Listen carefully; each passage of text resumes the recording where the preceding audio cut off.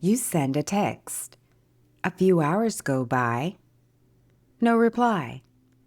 And somehow your brain has opened an investigation.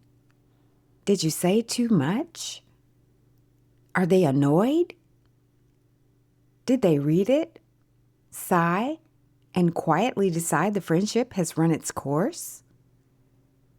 You have one piece of evidence. They haven't texted back. But the voice in your head has already written a report, assigned blame, and made you the main suspect. Meanwhile, there are some very boring explanations. They're working. They're driving. Their phone's in another room. They saw it, meant to answer, got distracted, and forgot. Which, to be fair, you've probably done to people you genuinely like. But your inner narrator isn't interested in boring explanations. It likes a story. And for some reason, the story is usually something that's wrong. With you. It's that voice in your head that follows you around all day adding commentary. It has opinions. It has a tone. And it has a strange amount of confidence for something that's usually working with very limited information. The problem isn't that the voice exists. The problem is that it never tells you when it's guessing. Once you notice it, you start hearing it everywhere. Your boss says, "Hey, do you have a second to talk later?" That's it. No context. And by the time you walk to their desk, your brain has decided it's about your performance, your future, and possibly your entire career. You're mentally updating your resume. You get there, and they ask if Thursday at 2 works for a meeting. Your whole nervous system just attended a meeting that never happened. The narrator also has an archive. Mine has no retention schedule. It still has a file from 9th grade. Not the whole year, just one thing I said in a hallway that didn't land the way I thought it would. And yet, somehow, it can't pull up one nice thing anyone said to me last week. But embarrassment from 2019? Fully indexed. Ready whenever. You know that moment when a waiter says, "Enjoy your meal," and you say, "You too?" That happened once. Apparently, that's something we need to revisit until the end of time. No reason, just to keep us humble. And then there's the mind reading. You leave a party, and the narrator immediately informs you that everyone there thought you were weird. How does it know that? It doesn't.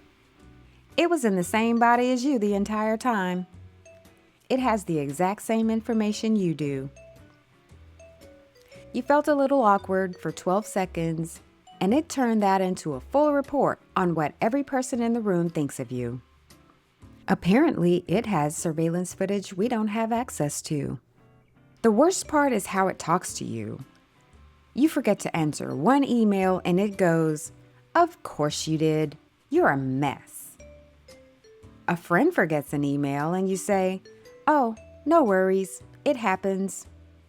Same mistake, completely different standard. For everybody else, you're reasonable. For yourself, the narrator is somehow both mean and wildly inconsistent. And honestly, a cat doesn't have this problem. A cat falls off the couch, lands terribly, and immediately starts grooming like it meant to do that. No, wow, everyone saw that. A cat has never spent 2 years wondering whether the couch has changed its opinion of them. Must be wonderful. So, why is this voice like that? Why is it so negative, so certain, and so often wrong? It isn't because you're broken, and it isn't because you're secretly dramatic. Your brain is built to notice possible problems. It sees uncertainty, and it starts filling in the blanks. And because bad outcomes can matter, It tends to fill those blanks with the version that would hurt us the most. That system is useful when there's actual danger. It's less useful when the danger is an unanswered text. There's a name for part of this: negativity bias. Your brain tends to treat negative information like it has a higher priority flag. One weird look can outweigh 5 good conversations. One mistake can erase an otherwise decent week. It isn't fair. It was never designed to be fair. It's trying to make sure you don't miss something important. Think of it like a smoke detector. You want it to notice smoke. You just don't want it deciding that the toast means the house is burning down.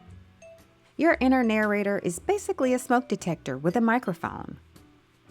It notices one small thing, then starts announcing that the building's on fire. And here's the tricky part. It doesn't say, "Here's one possibility." It says, "They're mad at you." Period.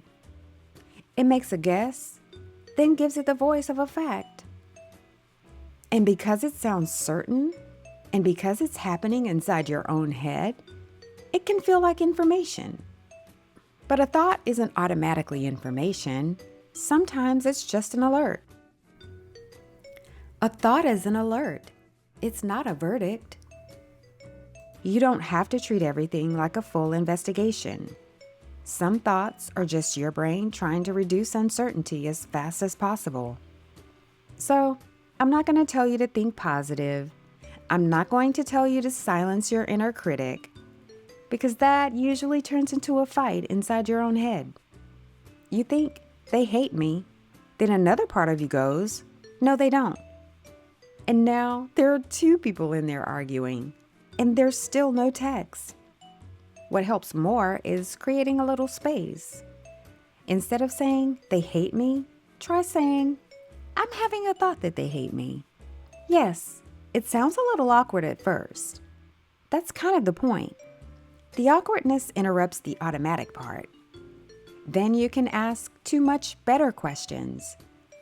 What do I actually know? And what else could be true? You don't have to jump all the way to "they love me, everything is perfect." You can just land on, "I don't know yet."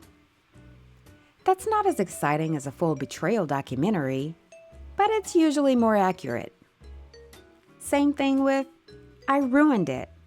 Try, "I'm having the thought that I ruined it." Maybe you did make a mistake. Maybe it needs to be repaired. Maybe it doesn't. But now you can respond to what actually happened instead of the version the narrator made up before you had all the facts. You weren't trying to fire the narrator.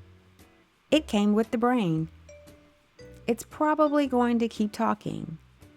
The goal is just to stop treating it like breaking news. It isn't the news.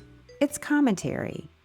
It's one possible explanation, not the final answer.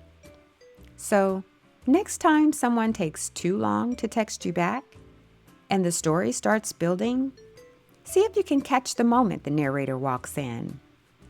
You don't have to argue with it. You don't have to prove it wrong. You can just say, "Okay, that's a thought." Then put your phone down, do something else. Let the thought be unfinished for once. Because your inner narrator has been very sure about a lot of things that never happened. Just don't mistake confidence for truth.